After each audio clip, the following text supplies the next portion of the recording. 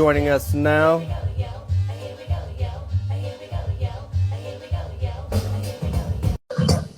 Got your family. What's What up? up, bro? What's up, man? How How you? you feeling? Good. I'm good. I'm good.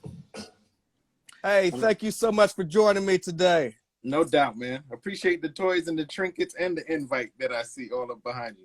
Hey, I've been following you since 1990, so it's only right that I give you your flowers this evening, as Appreciate it. most of the hip hop nation, if not all, should. But I want to get your story and some great memories and what you're currently up to. So basically, we're going to take it back and work our way up. Cool. Cool. For everybody who's joining us, this is episode 128 of History Lessons. I'm with the legendary Andre Leroy Davis, formerly of the Source magazine. If you could take us back, Andre, to where you were born and raised. Born and raised in Brooklyn, Crown Heights. Currently still in Brooklyn, Brownsville. Very dope. Take Yeah. us back to a day in the life of Andre growing up in Brooklyn as a teenager. Uh, Teenage years. That was the whole thing. That was traveling to Manhattan for high school. Shout out to A&D, Art and Design High School.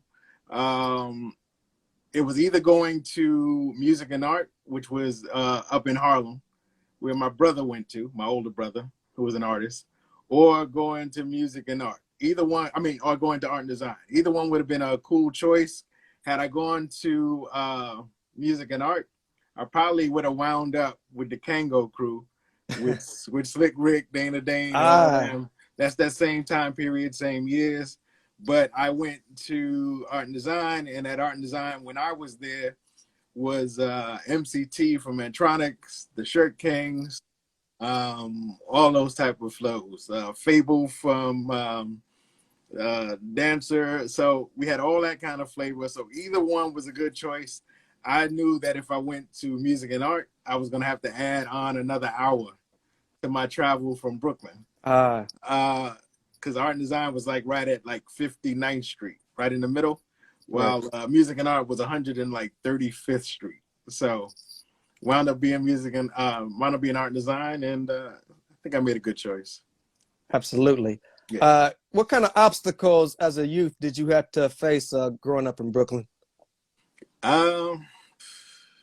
I don't know. I didn't see anything as an obstacle. You know what I mean? I was living it. I was in the middle of it. When I look back at it as an adult, racism, fifth grade got, end of fifth grade into sixth grade, got bused to junior high school, all white, junior high school, had to run to the bus because it wasn't the kids necessarily in the school. It was the high school kids from like around the way waiting for us to come out at like 3:00 every day. So you had to learn the rule. The rule was go to the first bus stop as fast as you could, run to that stop. You walked and you chilled like you was cool. You did not live to live another day. So for 2 years, the plan was tighten up your shoelaces, bell rings, run to the bus, get the hell out of Dodge until the next day.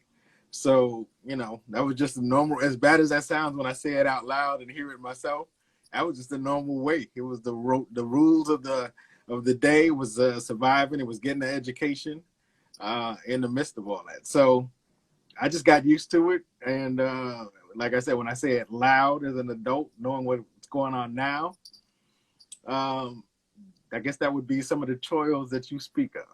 Wow. Yeah. Crazy. Growing up in Brooklyn, what was some of your earlier musical influences in your teenage years growing up? What was you listening to? What was influencing you as a young man growing up? Well, I grew up in a household where my mother played music all the time. I was just having this conversation. My father played absolutely no music. It was always talk radio. And that bugged me out when I look back at it. But my mother would play all sorts of stuff when she was home cleaning. I remember from Ronnie Dyson to Otis Redding to Aretha Franklin, my mother would be jamming and playing stuff. Then we also had AM radio. So AM radio played everything. You could hear like Rockin' Robin in one breath, and then a group like who can I think of? The Carpenters, you know, all in one breath, one after the other. So it was that type of thing, and that to me, getting preachy. That's what kids miss out with now because we've become greedy with our music. Right around the time of the headphones and Walkmans, you just put your music on your ears when you were cleaning. So that's why kids don't know some groups like from 5-10 years ago that they should know because they didn't get to experience that music that their parents were listening to. Exactly. So my mother was, you know, she had like Fats Domino records, she had Beatles records. So all those kind of groups weren't necessarily my favorite, but I knew who they were. I knew their songs. I appreciated it. So as I went into my teenage years, I just loved music in general. But my main love, I guess, was more like anything that was funky. Parliament was one of my favorites, not just because of the music, but because of the artwork on the album covers.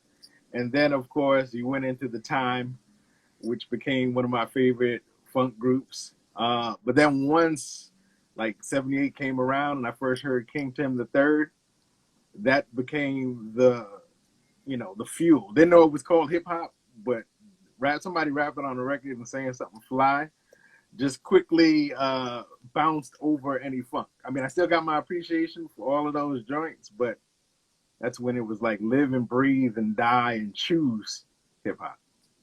Can you take us back to some of your earliest memories that Andre seen firsthand in Brooklyn as far as music, hip hop? What were you seeing firsthand on the streets around the way in Brooklyn? Well, after hearing hip hop on the radio for the first time with King Tim III, first experience with seeing it live and experiencing the feel was going. I had moved out of Crown Heights and had moved to Flatbush. And then I was like in Park Slope. So this was like 1978. Good Times was out. But I went back to hang in the old neighborhood, like Utica Ave, Maple Street in Brooklyn, Crown Heights. And I was at a block party one summer and, playing music. DJ was playing songs. And then some other dude came on just as it was starting to get dark. And he put on Good Times, you know. It was the joint that was hot. It was good. I was feeling it. But then all of a sudden he did some shit that I was not aware of. And he started cutting up. It was good times. And he let the beat play and he kept doing that all over. So that was my first experience of somebody cutting up a record live in Brooklyn, which only just helped to like increase my love of hip hop. So that would be for me. First time, I had to be about 12, maybe, when somebody was cutting up a record. People were reacting. The girls were looking good dancing to him cutting up the record, which, you know, with hormones raging and hip-hop playing and sisters in shorts and tube tanks, hey, there was no better place to be than Crown Heights, Brooklyn. And, like, I guess it was like 78 probably. Very dope. Yeah. At what point did you start to get into drawings and illustrations? When did you find your love for that part of your life? Well, I say this joke all the time, and I'm sure people are tired of hearing it, whoever heard it, but that's never stopped me from repeating it over again anyhow. I would say coming straight out my mother's womb, I just made sure the pencil points weren't doing any damage. And my older brother's an artist, right? So he drew. And I always watched him draw, and his way of terrorizing me, he's 8 years older than I was terrorizing me was doing drawings of myself, now known as caricatures. But he would just make fun of me, draw me over, make me cry, then draw me crying, that kind of shit. So the kind of personality that I have is always, I'm going to outdo you at some point. I'm going to, battle rap. I'm gonna battle rap you on some pencil and paper tip. So when I started to try and draw him, and then actually realized I could actually draw, I kept at it. My aim was always to hit him in the gut, like he hit me in the gut. and then it became just something that I loved as opposed to just trying to get back at them. So I've been drawing since elementary school. I used to win contests in, like we did I think it was like a poster for brushing your teeth and dentistry, like third grade. And I won an award for that. And I had such a love of it. One of my best friends, Kevin Green, I came in, told him and showed him that I could draw Godzilla, and told him that I could draw Spider-Man, and he kind of like followed along with me. And he's still a great friend now, and one of the people I created a lot of different logos with throughout the years as well. So it was just me always trying to pass along my love of drawing and love and appreciation of art. I always tell people, I've been teaching motherfuckers how to draw since elementary school. So, but yeah, that was my early days of it, and it just was, I meet a lot of kids, because I teach now in Brooklyn, but I meet kids who drew when they were young, right, and then just stopped. And my mentality just does not see that, because it was just something that I knew I could do. And as a shy kid, I wasn't necessarily going to be standing up and expressing myself. My way